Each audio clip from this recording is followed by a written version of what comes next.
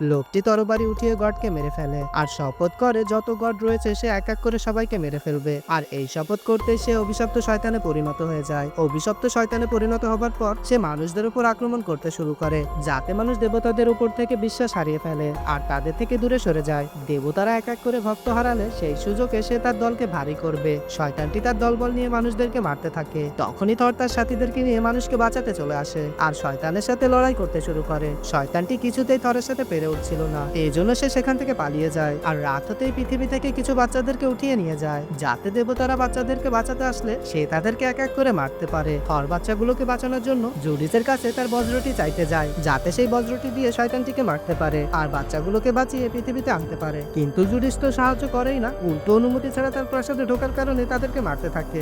Judice তার বজ্র দিয়ে থরের বন্ধুকে মেরে ফেলে আর যখন সে বজ্র ফিরিয়ে নিয়ে আবার থরকে মারতে যাবে তখনই থর সেটা ধরে উল্টো জুডিসের দিকে ছুড়ে মারে আর বজ্রটি জুডিসের পেটে লেগে সে নিচে পড়ে যায়। থর বজ্রটি নিয়ে সেখান থেকে সোজা শয়তানের গ্রহে চলে আসে আর তাকে খুঁজতে থাকে। তখনই শয়তানটি তাদের সামনে চলে আসে আর তাদের সবাইকে বন্দী করে ফেলে। থর তার শক্তির সাহায্য নিয়ে সেখান থেকে মুক্ত হয় আর শয়তানটির সাথে লড়াই করতে শুরু করে, কিন্তু শয়তানটি বুঝে যায় সে থরের সাথে পারবে না। পার্ট 3 দেখতে চ্যানেলটি সাবস্ক্রাইব করে রাখুন।